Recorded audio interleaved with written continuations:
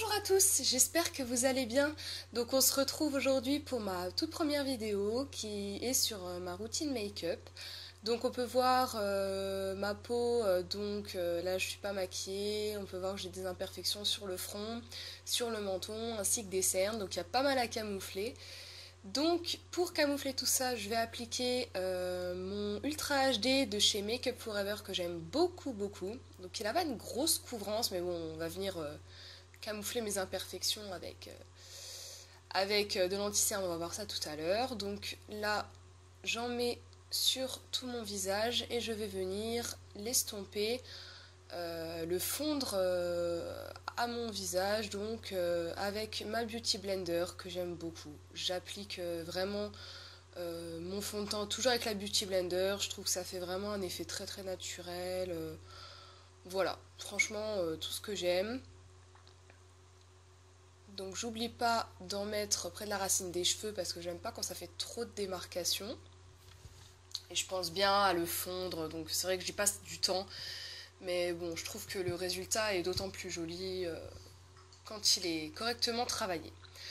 Donc là, on voit que mes imperfections sont toujours visibles parce que c'est pas un fond de teint très couvrant comme je vous le disais. Donc je vais venir appliquer de l'anti-cerne qui vient de chez Sephora. J'étais pas très anti-cerne parce que ça avait tendance à me faire vraiment de la sécheresse, des zones de sécheresse sous les yeux. Mais celui-ci, je trouve que ça va. Donc j'en applique sur mes cernes, j'en applique également un tout petit peu sur les imperfections pour la couvrance en fait. Et donc je vais pas laisser ça comme ça parce qu'après je vais me retrouver avec des taches blanches sur le visage.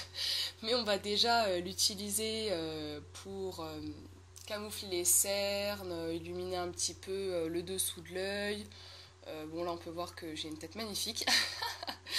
Mais bon, voilà, je viens fondre tout ça, j'en applique.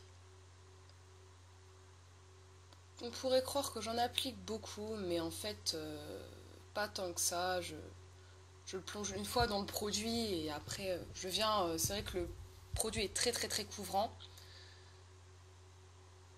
Donc voilà, je l'applique, je le fonds bien. Donc là, mes imperfections sont vraiment bien estompées. Et je vais reprendre de mon fond de teint pour appliquer cette fois uniquement sur les imperfections, donc pour retrouver la couleur initiale en fait de mon teint au niveau de mes imperfections, parce que sinon ça fait des taches blanches partout sur le visage et là pour le coup c'est pas du tout naturel. Donc au niveau des imperfections du front et du menton, un tout petit peu sur le nez. Et ensuite, je viens poudrer mon teint, donc essentiellement le dessous de l'œil parce que sinon j'ai l'anti-cerne qui file dans les plis. Donc je le poudre avec un pinceau de chez Sephora qui est normalement pour le teint, mais bon moi je trouve qu'il est très bien pour matifier le dessous de l'œil. J'en applique un petit peu sur la zone T. En ce moment j'ai les joues qui ont tendance à être un peu sèches, donc j'en applique pas tant que ça sur les joues. Je viens flouter un peu tout ça, donc rendre le tout plus naturel avec un kabuki de chez Kiko. Et ensuite, je viens mettre ma terracotta que j'aime beaucoup. Je sais plus laquelle c'est, je sais que c'est la mosaïque, mais c'est pas la 4 saisons. Je sais plus. Si ça vous intéresse, dites-moi et je penserai à vous mettre dans les prochaines vidéos les teintes de mes produits en barre d'infos, enfin tout ce dont vous avez besoin pour reprendre les produits si vous intéressent. Donc là, je fais la fameuse technique du 3, donc pour illuminer.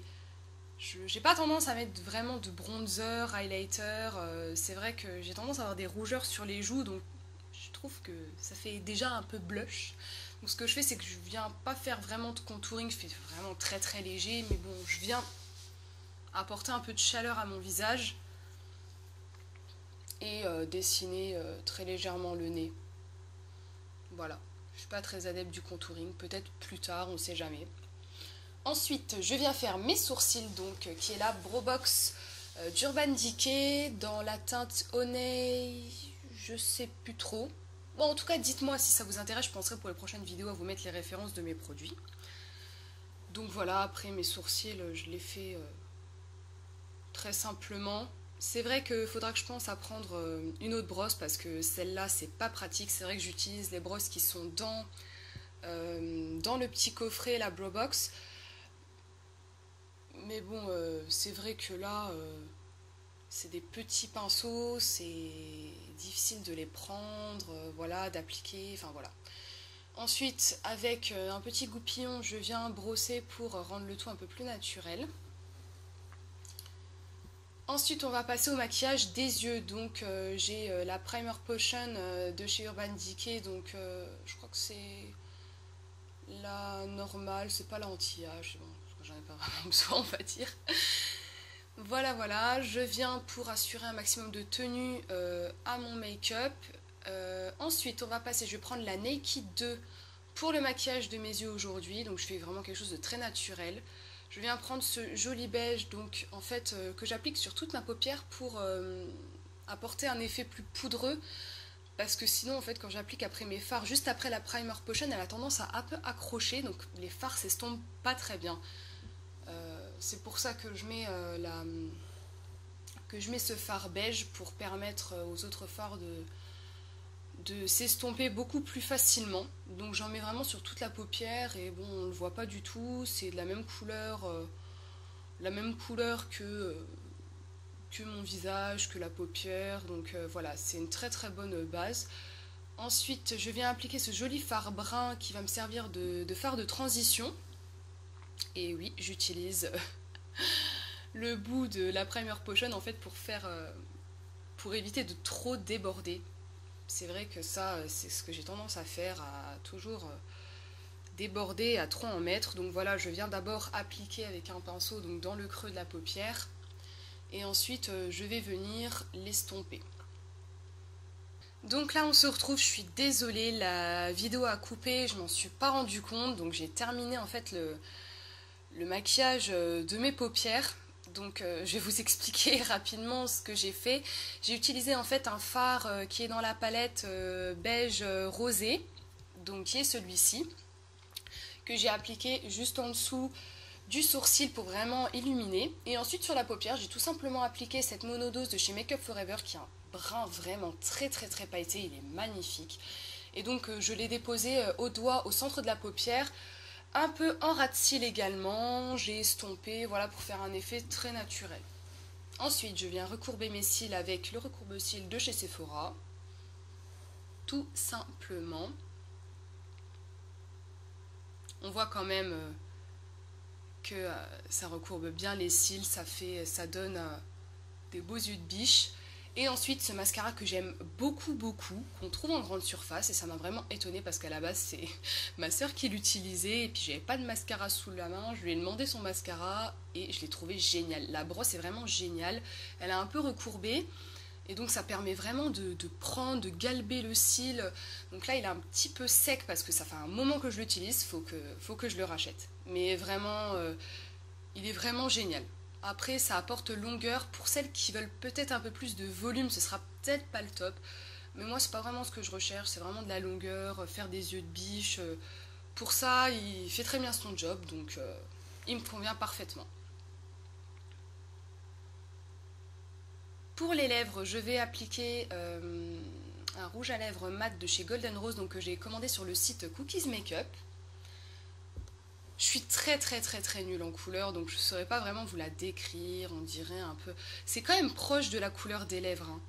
C'est vraiment, on dirait un brun marronné, mais qui est quand même assez clair. Enfin, je sais pas, moi dans les couleurs, je vois du pêche, je vois oh là, je vois de toutes les couleurs, j'ai l'impression que c'est un mix de plein de couleurs. Mais en tout cas, c'est très joli, ça fait légèrement sophistiqué, mais bon, c'est quand même assez proche de la couleur de mes lèvres à la base, donc voilà. Pour les cheveux, maintenant le make-up est terminé, on va passer aux cheveux. Donc là on voit clairement que j'ai une tête de folle, j'ai les cheveux bouclés et ils ont tendance à partir un peu dans tous les sens. Donc ce que je fais, c'est que je prends cette crème gainante en fait, qui fait, c'est vraiment un effet crazy curl comme ils appellent, vraiment de faire des jolies boucles. J'aime bien pour tous les jours laisser mes cheveux naturels parce que je suis tout le temps en train de les tripoter. Donc je me dis que ça sert à rien que je passe du temps à faire une coiffure étant donné que je suis tout le temps en train de passer ma main dans mes cheveux. Donc en fait ce que je fais, c'est que je prends des mèches et je suis je les torsade un peu pour redéfinir vraiment la boucle. Enfin voilà, faire un effet coiffé-décoiffé. Enfin, c'est ce que je fais en général, j'aime bien. Et puis, c'est facile à faire, hein, on va pas se mentir. Donc voilà. Donc j'espère que cette première vidéo, ce make-up donc de ma routine vous aura plu. En tout cas, je vous fais de gros bisous et on se reverra dans une prochaine vidéo. Bye.